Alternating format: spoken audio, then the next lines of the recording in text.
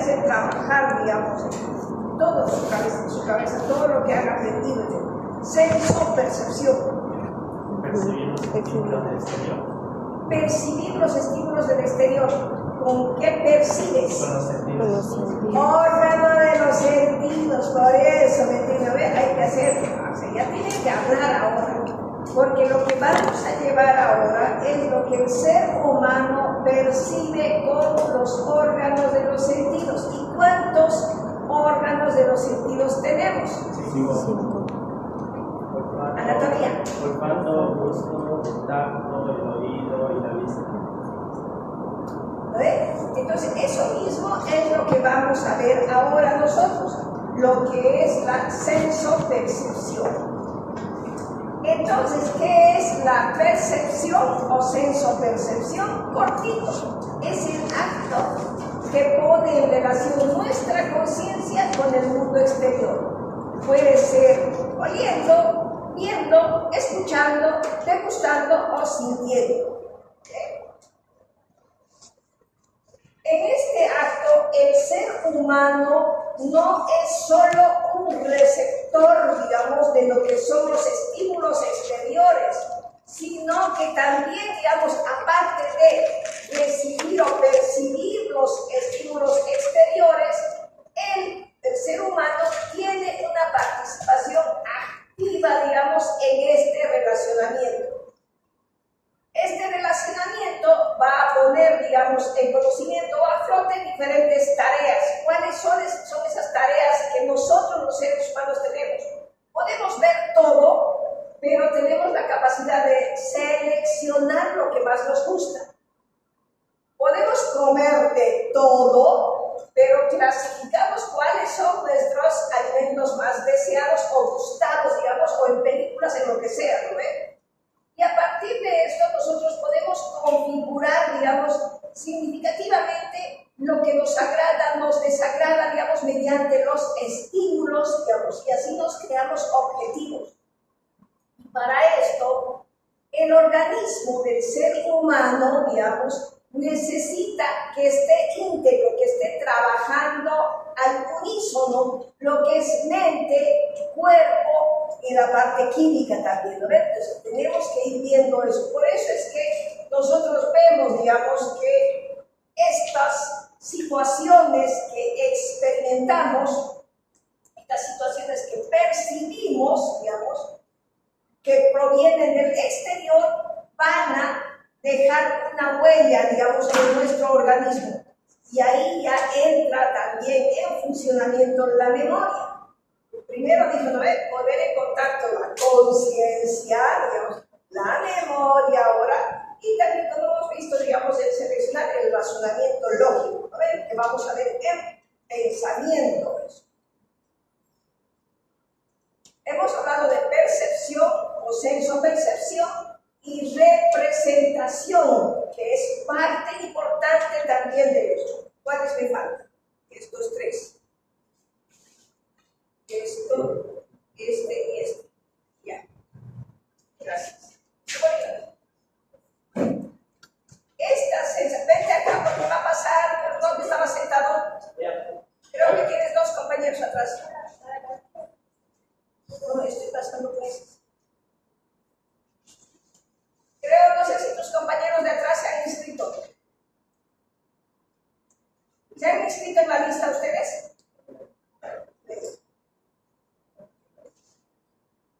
Entonces, la representación se refiere a ese acto de representar, digamos, los objetos que ya habíamos percibido con anterioridad. Esto tiene que ver con la imaginación, pero no es la imaginación, ¿entiendes? Pero tiene mucho que ver. La imaginación, en cuanto a la representación de la realidad, no es una exacta representación de la misma. Por lo que en la representación se pueden entremezclar con diferentes conceptos.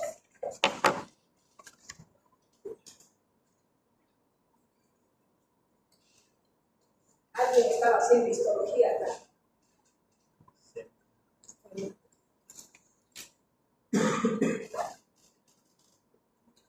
Es la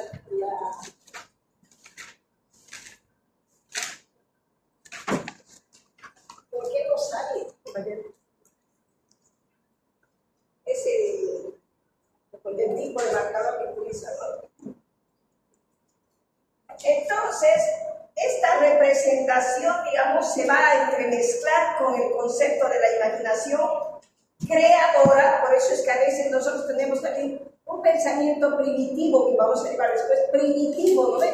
Es cuando nosotros creemos en las cosas fantásticas, en los dibujitos, todo eso, que hasta cierta edad es normal. ¿No ve? Y obviamente esta imaginación creadora es la que mueve, es la que se mueve en el mundo mediante las imágenes, etcétera, las revistas, y se supone que tienen que tener todavía esta imaginación los escritores, los que hacen películas, ¿no? Entonces, se supone que hay todavía eso. Entonces, son dos, digamos, instancias que tenemos que ver.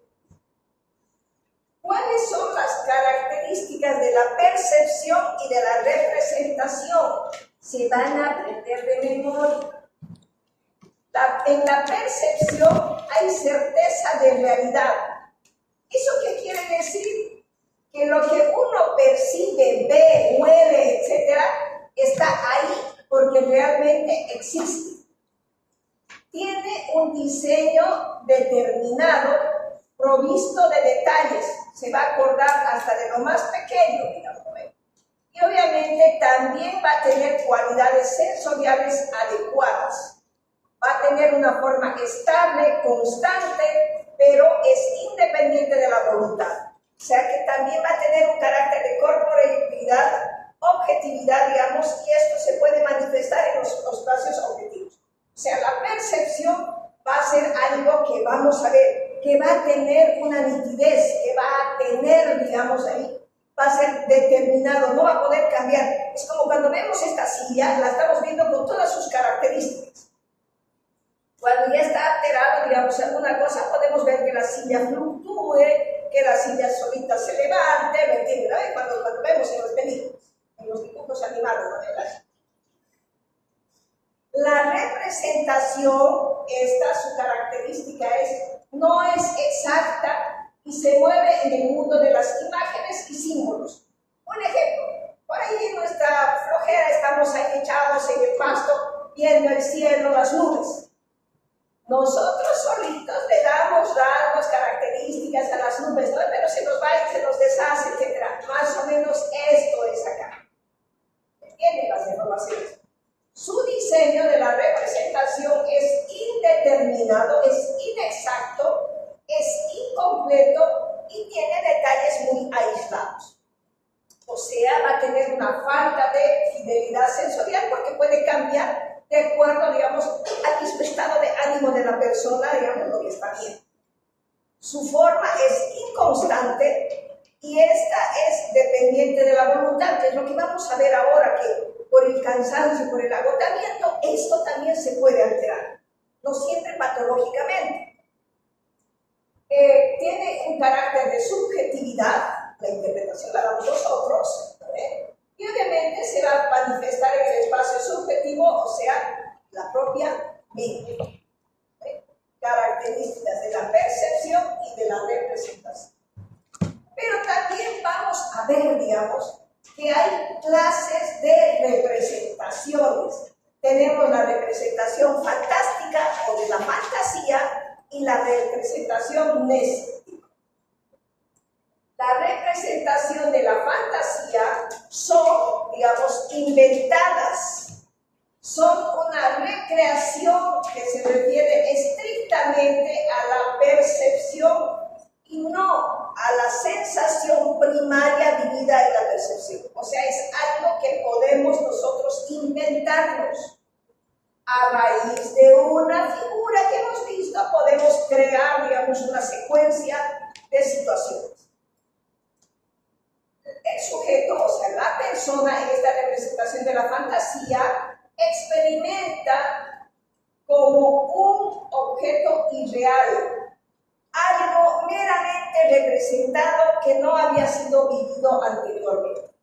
Entonces, esta sensación, esta impresión le va a dar, digamos, una sensación subjetiva de familiaridad.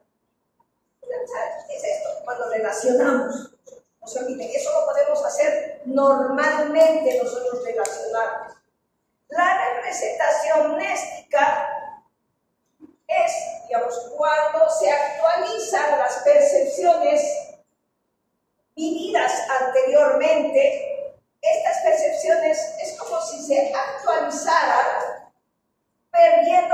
identidad, o sea, no va a ser una igual a la otra, ¿no ve? Pero puede ser semejante. El ser humano en esta representación mística experimenta eso, lo que está percibiendo, como un producto real, con evidencia de que constituye algo que ya ha vivido o ha visto anteriormente.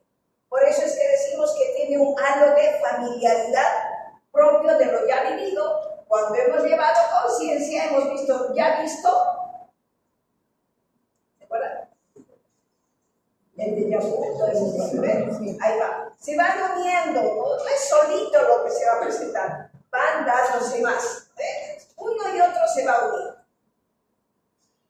Para eso nosotros tenemos que ver, digamos, dentro de esto, las diferencias que pueden presentarse entre lo que es la memoria, la fantasía, entre lo que es la conservación de lo viejo, la regresión de lo nuevo, entre el carácter gradual y lo relativo, digamos, entre todo el material acumulado, digamos, en la memoria, que ahí está relacionándose con la memoria, puede transformarse, digamos, y puede cambiar los detalles, y puede, digamos, cambiar el colorido, puede, digamos, alterarse totalmente. Por eso es que las representaciones siempre van a tener un contenido más concreto y determinado. Por eso podemos decir que los conceptos son más abstractos y universales, son generales de los conceptos que tenemos. Nuestros libros nos dan conceptos generales, conceptos, criterios que ya están establecidos. Pero a nosotros, ¿qué nos toca hacer con esos criterios? Como médicos. Aplicarlos, ¿sabes? No va a ser, por ejemplo, un dengue en ella, un dengue en él, no van a tener las mismas sintomatologías, ¿sabes? Entonces, pero dentro de los criterios dice, debe tener fiebre, debe tener malestar general, debe tener, ¿qué más? Dolor articular, mialgias, artralgias, ¿qué más? Si hay apendicitis, eso. ¿Qué más? Una persona solo puede tener una, digamos, una leucopenia, una plaquetopenia y no tener los otros síntomas, pero está ahí mal con esa cosa, no siempre vamos a presentar todos los síntomas, como dice, entonces nosotros tenemos que aplicarlos. Por eso los libros ya están. Nosotros ya vemos, digamos, cómo vamos a ir generalizando. Entonces, la percepción y la imaginación son los procesos cognitivos de la experiencia de nuestro mundo que nos caracteriza a todos nosotros. Al hacerse presente un dato, un estímulo, nosotros, los seres humanos, tomamos conciencia de lo que estamos percibiendo y nuestra conciencia nos va a establecer, digamos, el juicio de realidad sobre lo que estamos percibiendo.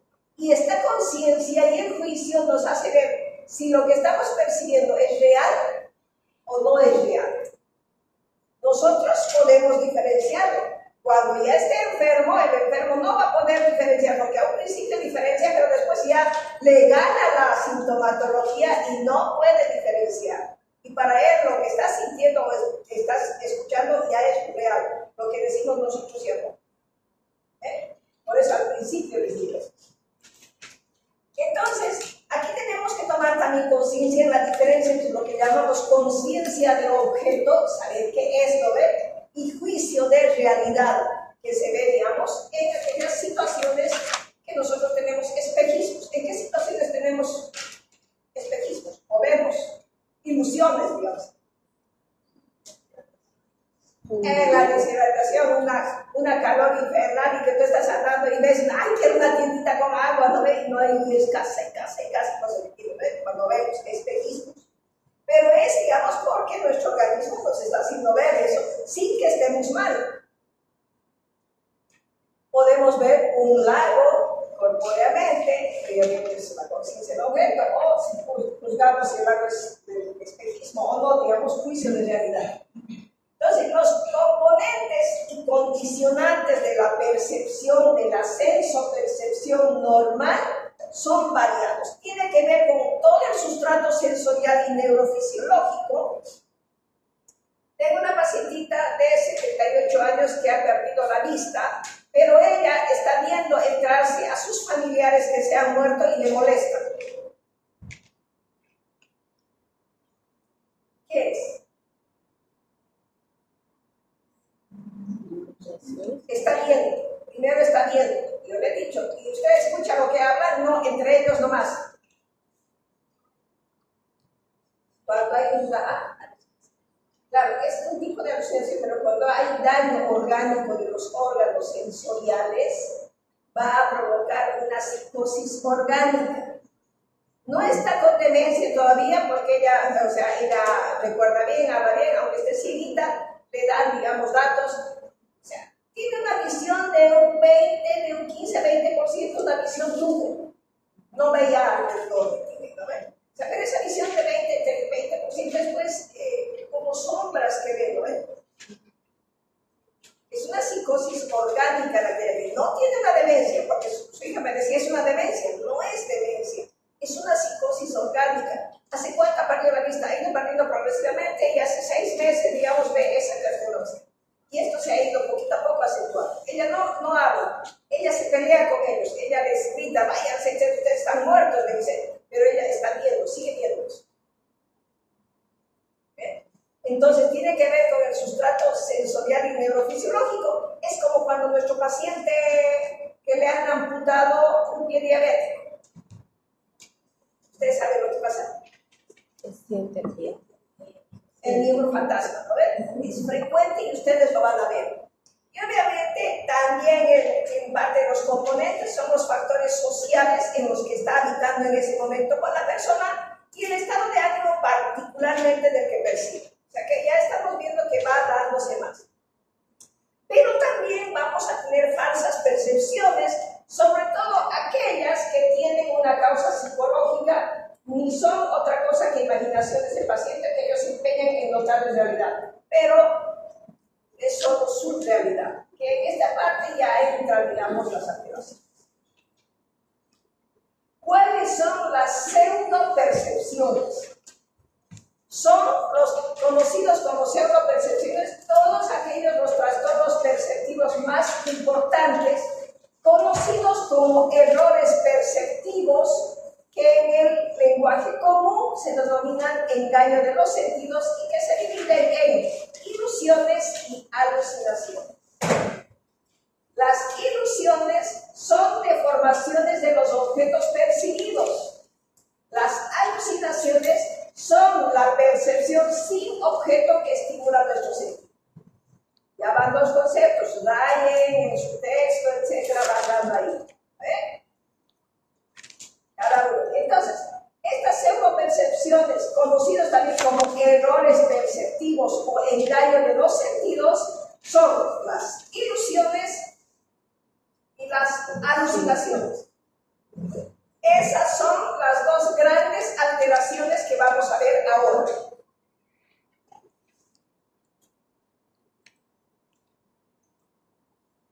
¿Qué habíamos dicho que eran las ilusiones? Deformación, ¿no ven? Obviamente, la persona realmente percibe algo, pero le da un significado diferente al que tiene. Y hay 4 tipos de ilusiones patológicas. 4 así. Las ilusiones se pueden presentar por defecto patológico de los órganos sensoriales.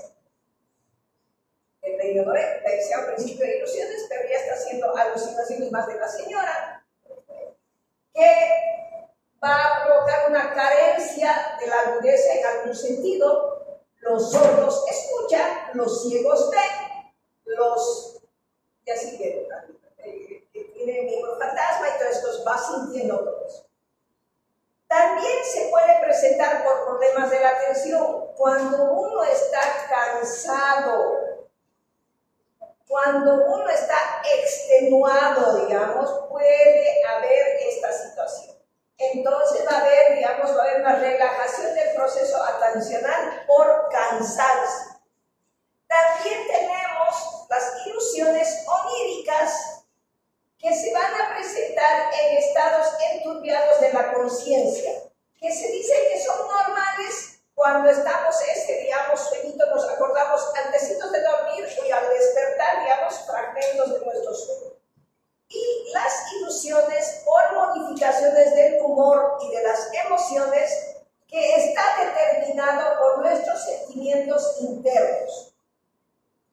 Las ilusiones también son conocidas como pareidolias, que es aquella sensación cuando uno crea subjetivamente una semejanza con cualquier estímulo informal. Eso, digamos, es cuando le damos figura a las nubes, cuando nos imaginamos cosas, etcétera, o a las sombras o a la imagen de un árbol, digamos, que por ahí está una rama y nosotros le damos, digamos, otras. Estas alteraciones vamos a ver, digamos, en pacientes que van a tener, digamos, trastornos cerebrales secundarios a lesiones en el parénquima cerebral, serían problemas de atención y ilusiones oníricas, y también vamos a tener episodios de exaltación del trastorno bipolar, y las ilusiones por modificación del humor y de las emociones vamos a tener, digamos, en los problemas catatónicos o catatímicos, digamos, de la esquizofrenia. Esto es muy importante que ustedes, digamos, sepan de las ilusiones. Hay mucho más, pero les doy el contexto, digamos, que quiero que ustedes vean. Alucinaciones, ¿qué habíamos dicho que eran? Son las percepciones sin objeto. Algunos dicen, es la invención de un objeto inexistente ya que no se fundamenta en un estímulo alguno. Pero los estudiosos, para admitir esta definición, se han propuesto, digamos, dos condicionantes. Uno es que no todas las experiencias alucinatorias son propiamente, digamos, percepciones. Y la segunda es que la exigencia de que no exista una excitación sensorial real como pretexto de la alucinación no va a ser siempre comprobable.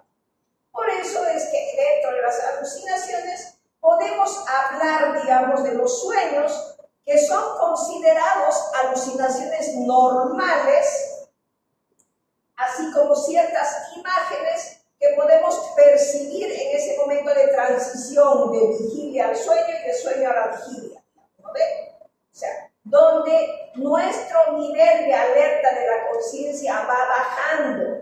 ¿Se acuerdan? El nivel cuando estamos durmiendo baja, no se mantiene quieto, baja, disminuye ahí.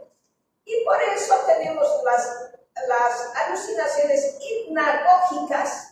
Son aquellas que se pueden presentar, digamos, y a veces estaba durmiendo y he visto pasar algo, dicen ustedes en el cuarto. He visto, así ha pasado. Pero podía ser, digamos, una alucinación hipnagógica normal, porque podían haber visto que alguna ráfaga, alguna cosa pasó, pero uno dice, no, ya le da una interpretación.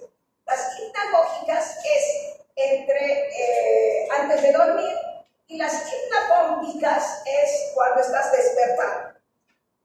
¿Entienden? O sea, uno va viendo, digamos. Seguimos con alucinaciones. Las alucinaciones también se van a caracterizar porque hay tres tipos básicos de experiencia alucinatoria y lo tienen en un cuadrito en el texto. ¿Ven? Aquí está un poquito más, pero ahí está en el texto, así más fácil. Hay tres. Tenemos la alucinación psicosensorial, conocida también como verdadera. Para mí todas son verdaderas. La alucinación psíquica, conocida como pseudo-alucinación falsa, porque pseudo es falso, ¿no es? Y la alucinosis. Y sus características son: la alucinación psicosensorial tiene localización en el espacio exterior, tiene corporeidad, sí hay evidencia de realidad y su conducta es congruente con la vivencia. O sea, aquí está un resumen de toda la otra hoja, de los posteriores más. ¿Eso qué quiere decir? Que la alucinación psicosensorial se va a presentar por disfunciones cerebrales secundarias a ciertas enfermedades como la epilepsia o la ingestión de sustancias tóxicas. También se puede presentar en pacientes con esquizofrenia. ¿Ven? La alucinación psíquica o pseudoalucinación falsa no está localizada en el espacio exterior, el paciente lo siente en su mente y sí hay evidencia de realidad, digamos, el paciente está convencido de que es real. Y este paciente va a tener una conducta congruente a lo que está sintiendo. Entonces, su característica es de que siempre tiene un carácter funcional, carece de una base orgánica.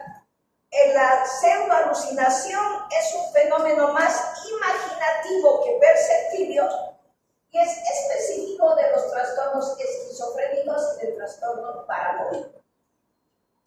Y la alucinosis está localizada en el espacio exterior, tiene corporeidad, pero no tiene evidencia de realidad, o sea que el paciente no está convencido.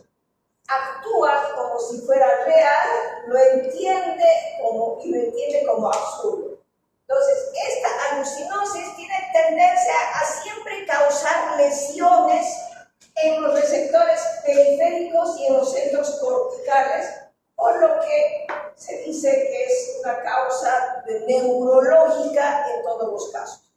La alucinosis, no solo por causa orgánica, también se puede dar en las intoxicaciones o en el delirio alcohólico. Esta es otra característica, aquí está larga y en el cuadrito está pequeñito, pero aquí he querido poner todo para ver, digamos, las patologías más en las que se puede presentar.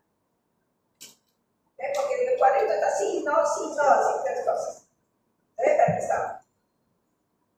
¿Cuáles son las características comunes de los seres humanos que sufren estas experiencias alucinatorias? Esta actividad alucinatoria tiene que ser persistente o intermitente, tiene que tener resistencia al principio a comunicar la experiencia a los demás. A un principio los pacientes no nos hablan de lo que les está pasando, por si acaso. Se cohiben y están ahí solo ellos rumiando, digamos, dentro de su cabeza todas las cosas. Les genera a los pacientes sentimientos de perplejidad, entonces no saben qué hacer, otros de excitación que se mueven, ya se quieren pelear con lo que están sintiendo, sensación de pérdida de control y estado de humor ansioso, irritable, digamos. Vamos a ver cambiante a la persona y uno le pregunta, ¿qué te pasa? Nada, se va. Déjame tranquilo, se mete en su cuarto, porque ni él está pudiendo, digamos, entender qué le pasa y se aísla. Después va a haber una pérdida mayor o menor del juicio de realidad, va a ir avanzando y la persona va a ir perdiendo esta sensación y su conducta se va a ir haciendo congruente, o sea, va a ir viviendo de acuerdo a la temática de su alucinación y digamos, de su idea delirante que se va a acompañar después. Entonces, todo esto va a hacer que se asocie con otros síntomas perceptivos de lo que está viendo. Ahí ya no solo va a ser lo que siente, huele, etcétera, sino que ya va a haber, digamos, alteraciones en lo que es la convivencia del paciente con su familia, con los demás, etcétera. Va a dejar trabajo, va a dejar todo, o sea, es cuando ya entra en esto. ¿Okay? No se vayan a olvidar, todo gira en cuanto a... Las alucinaciones también se pueden clasificar según, digamos, su complejidad. Pueden ser simples o complejas. Las simples pueden ser desde ruidos, sonidos, cortos, elementales así, no identificables, amorfos, luces, fogonazos, etcétera, pero no llegan a ser palabras. Al principio empieza así. Cuando uno está perdiendo la visión, también empieza a ver lucecitas, estrellitas, ¿lo ve así? Van a tener cuidado porque va viendo, así se va presentando. Y las complejas ya no son solo sonidos, son voces, melodías, imágenes, actividad de personajes en el medio externo, o sea, ya se va complejizando más. Desde el simple, que era un ruido, al complejo, que pueden ser conversaciones largas, que pueden ser órdenes que se da, etc., ya va subiendo de categoría. También se clasifican según el canal perceptivo. Tenemos las acústicas, que hemos dicho que son las principales en la esquizofrenia. ¿No ve? Escucha, alucinaciones auditivas, acústicas. La esquizofrenia es alucinación auditiva, pero la psicosis orgánica es visual. Primero ve y después escucha. ¿No ve? Tenemos las gustativas, las táctiles, las olfativas, dependiendo, digamos. En las acústicas, también primero son, digamos, ruidos o sonidos simples, conocidos como acoasmas. Y las complejas ya son, digamos, murmullos, voces, palabras, frases sueltas, imperativas. Y aquí ya, digamos, los fonemas incluyen órdenes, digamos. Órdenes que pueden ir, digamos, que pueden ser bilaterales, antagónicas, digamos, pueden ser diferentes, digamos, en un oído, en el otro, etc.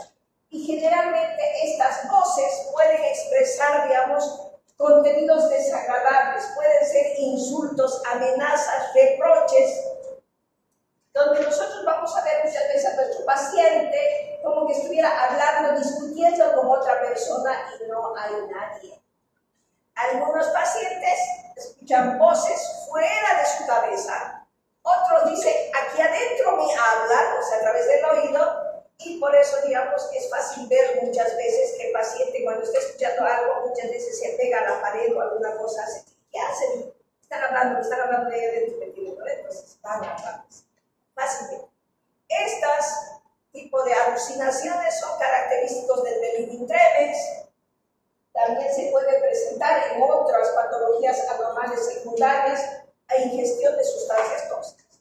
Hablamos de intoxicaciones por cualquiera de las sustancias, ¿no? Van a tener, digamos, este tipo de alucinaciones. El oír voces puede ser, digamos, un ejemplo muy variado y puede manifestarse de diferentes formas. Puede ser, digamos, como voces en tercera persona que se refieren a ellos mismos.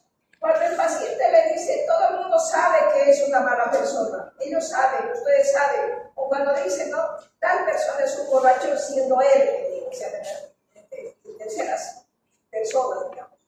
Cuando hablan en segunda persona, que también van a ver, es como dirigiéndose directamente a ellos y a veces de modo imperativo.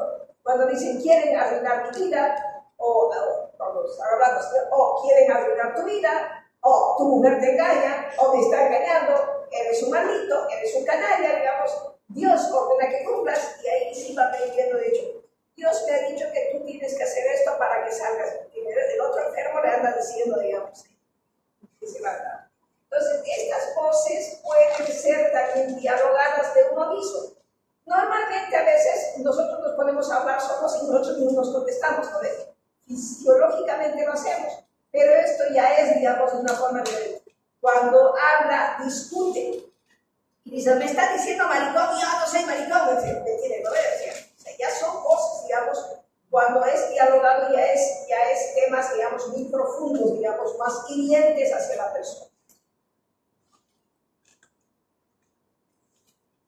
Cuando hablamos de alucinaciones, casi siempre los pacientes tienen certeza de que los demás también están escuchando esas voces. Por eso lo primero cuando está mal dice, ¿acaso usted no escucha que me están insultando? Claro, pero no le hagas caso. Porque si nos ponemos así, porque si decimos, no, nadie te está hablando en ese momento, se enojan peor y dicen, sí, entonces, claro, pero no le escuches, no le des, digamos, vulgarmente, no le des bola, no le des pelota, no le hagas caso. También en las pseudoalucinaciones auditivas se percibe esto de forma indirecta. Los pacientes dicen oír, dicen, ¿no ve? Por sus ojos yo veo lo que me está hablando, lo que me está diciendo, por eso dicen los ojos son los alma del espíritu. ¿Eh? Lo más frecuente, dicen, ¿no ve? Directamente me hablan adentro de mi cabeza, también conocida como alucinaciones psíquicas, digamos. Entonces el paciente nos va a hablar. Él va sintiendo todo eso y nos va a avisar. Luego tenemos las alucinaciones visuales, que son las segundas en importancia. Igual pueden ser simples o complejas. Los simples son digamos, los fotomas o fotopsias, que son, digamos, los pequeños fogonazos o lucecitas como fuegos artificiales que uno va viendo. Pero también tenemos las alucinaciones visuales complejas, conocidas, las más importantes, las alucinaciones liliputenses, que no lo van a ver ahorita, pero es que tienen que saber ustedes, digamos, que son cuando la persona ve personas de pequeño tamaño. Vamos a verlo, digamos, cuando ya veamos, especialmente cuando hay unas lesiones orgánicas, digamos, a nivel del cuerpo calloso, así ven chiquititos, ven. También tenemos las alucinaciones guliverianas, que el paciente ve personas de gran tamaño. Tenemos la eutoscopía, que consiste en la visión de uno mismo en el mundo exterior, se ve, ¿entienden? Él mismo se ve ahí. Tenemos la autoscopía interna cuando el paciente ve sus órganos. No le va a decir, veo mis órganos, dice, ¿para qué voy a comer? Si de mi boca se pasa directamente a mi recto. Es cierto, no quiero comer, ¿para qué? Para que lo cague ese lado. ¿Entiendes? Porque decía que no tenía nada, no tenía más, de aquí de la boca directamente pasaba como un tubo por ahí. Alucinaciones zoomórficas, cuando ve formas de animales. Y estas alucinaciones, digamos, ya sean zoopsias o micropsias, la van a ver los alcohólicos en el delirio también. Se ve esos bichitos, las arañitas, ahí también los pacientes delirantes. Los alcohólicos suelen ver objetos móviles, animales, personas, caras grotescas que se burlan de él, ¿no ve? Y los pacientes gravemente deprimidos pueden ver rostros del demonio o figuras de esqueletos. Y los epilépticos van a ver, digamos, visiones extrañas, ahora a veces de carácter religioso, etc. Los epilépticos también la ven. Entonces, las liliputenses se presentan más en personas que tienen trastornos orgánicos cerebrales, enfermedades oculares del nervio óptico, infecciones agudas, intoxicaciones graves, etc. Y vamos, las alucinaciones gustativas y olfativas están asociadas a estados de sugestión, especialmente cuando alguien espera fervientemente la presencia de un olor o un sabor, o a veces se observan también en los pacientes esquizofrénicos y deprimidos, lo cual es siempre un signo de mal pronóstico. Este tipo de alucinaciones pueden estar influidas por ideas delirantes que te dicen que sienten olores a veneno en su comida, o percibir que se filtra por las paredes, o afirmar por influencia hipnótica que te obligan a oler, a saborear cosas desagradables. Cuando vemos olfativas, gustativas, la relacionamos también rápidamente con una esquizofrenia, pero también se pueden presentar en el alcoholismo crónico, en el delirio tremens, en la hora epiléptica, en la migraña, en la enfermedad de Parkinson, en trastornos de la conducta alimentaria. Y los pacientes deprimidos van a tener, digamos, los delirios de Cotard, que es huelen la putrefacción dentro de su cuerpo y que creen que están muertos. Pero también vamos a tener, digamos, gustativas y olfativas en los pacientes que dializan. Ellos van a tener en algún momento un trastorno delirante de este tipo, donde van a sentir olor a metal, olor, dicen, a amonio, etc. Que también no se olviden, el ácido úrico, que es lo que eliminamos dentro de la orina, todo tiene un olor bastante fuerte, ¿no? Y tiene, digamos, para dónde sentir también los pacientes este olor, pero lo sienten también. Las alucinaciones táctiles se refieren a sensaciones en la piel o sensaciones de contacto.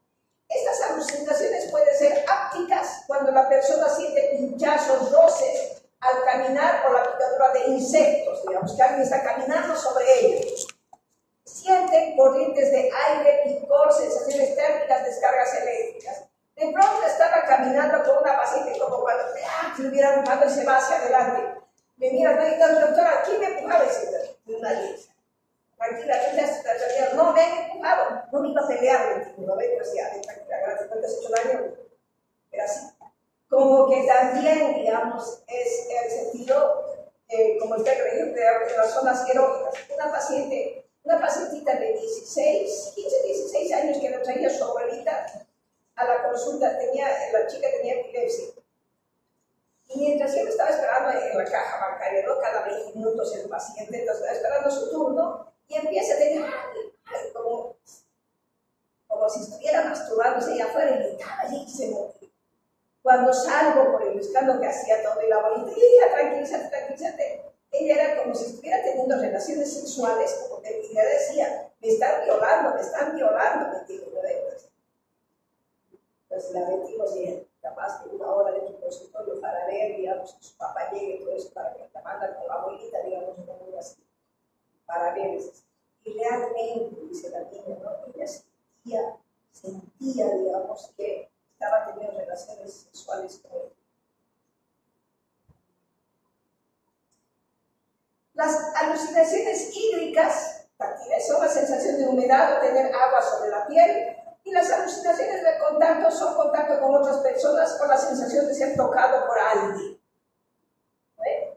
Entonces, estas alucinaciones táctiles, cuando ya viene con esa sensación de movimientos todas, se relacionan o se llaman alucinaciones senestésicas. Y normalmente estas alucinaciones táctiles se van a presentar en pacientes con patología orgánica o pacientes con lesiones cerebrales difusas. También se puede presentar en pacientes psicóticos con pensamiento delirante. Todo se puede presentar en el paciente. Las alucinaciones senestésicas son referidas a la sensibilidad general del organismo interno y de las vísceras. Y estas tienen que distinguirse de las percepciones normales como el peristaltismo. Uno dice, ¿no? Y esto es lo que va a ver. Alguien me ha apretado el corazón, dice una mano. ¿Quién va a meter la mano aquí adentro y te va a apretar el corazón? No se puede, ¿no? Pero lo siente. Entonces dice, y lo dicen así. O tengo un bicho en mi estómago, y eso ya se acompaña con línea delirante, paranoide. O decía, tengo toros en el estómago, toros. Entonces, esta es bastante compleja porque tiene la, digamos, sensación, se habla también de delito sexual cuando tiene la sensación de tener relaciones con otra persona. Hay alucinaciones senestésicas y alucinaciones sinestésicas, que es la sensación de motricidad del cuerpo. Cuando la sinestésica es como que el cuerpo levitara, ¿sí? ¿Ve? Estas sinestésicas se van a presentar, digamos, en cuadros con intoxicación, con alucinógenos y en alguna esquizofrenia paranoide. El paciente relata, es como si me levantaran del suelo, me ponen a levitar sobre la habitación o me empujan por detrás. Por eso es que entra aquí también el miembro fantasma, que es la falsa experiencia perceptiva de un miembro amputado o que se perdió congénitamente, y obviamente los pacientes viven esta experiencia con gran intensidad. Ellos describen el dolor, la sensación táctil, digamos, a gran detalle, y hasta el momento no hay una explicación plenamente satisfactoria al miembro fantasma. Y este síndrome se presenta en el 10 a 20% de todos los pacientes que han sido, digamos, objeto de esta amputación por una u otra razón. También tenemos otro tipo de experiencias fronterizas con las alucinaciones que se conocen como fenómenos de transición entre la representación y la percepción. Tenemos a las imágenes eiléticas, que es la representación mental de una experiencia sensorial previa. Acá conserva todas o la mayor parte de las propiedades de dicha percepción. Tenemos imágenes parásitas, que sería la rememoración involuntaria y reiterativa de imágenes o sonidos que se han experimentado. Tenemos las imágenes consecutivas, que se producen como consecuencia de un estímulo sensorial inmediatamente anterior. Se diferencia de la eilética en que solo duran algunos segundos. Imágenes mnésicas, que son imágenes que aparecen con escasa viveza, imágenes eiléticas que pueden aparecer de forma voluntaria o involuntaria. Tenemos la cognición corpórea, que es la más patológica, es la sensación, digamos, de la presencia en un espacio cercano, como si se persiguiera un fantasma que lo observa o que pretenda comunicarse con ellos. Estas vivencias, por eso son otros tipos de experiencias fronterizos con alucinaciones, carecen de sensorialidad, aunque son espacialmente determinadas, y el juicio de realidad para esto es, digamos, variable. Este tipo de otros trastornos se presenta en personalidades histriónicas, esquizofrénicas, adictos a drogas, alucinógenos, o, digamos, también se puede presentar en cualquiera de sus anotes. Pero solo que nosotros tenemos la vivencia de realidad. Sabemos decir. Estas son, digamos, estas experiencias son de carácter imaginativo, más subjetivo, son modificables por la voluntad y se trata de una imagen ya visualizada en el pasado. Entonces, son diferentes cosas que vamos a ir viendo.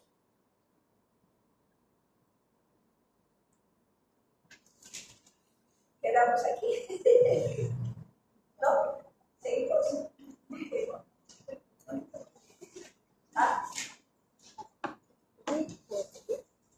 Nos falta nos falta 6. ¿Terminamos?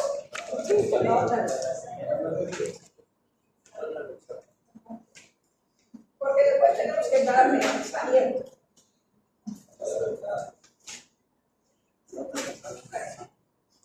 ¿Cuántas semanas tenemos todavía? No tenemos ningún feriado esta semana, ¿no? Este mes. En nuestro día martes. El próximo es octubre, tenemos 4. Sí, digamos ahí. Están llenando la encuesta, el cuestionario que les ha dado la doctora. Sí. ¿Ya le ha presentado a ella? Sí. ¿De qué les ha dado el cuestionario? Nada a los primeros.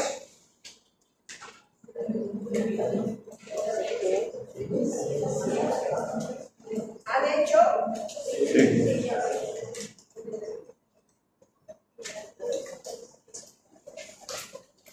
Vamos a cuestionar la que te puede ir por aparte.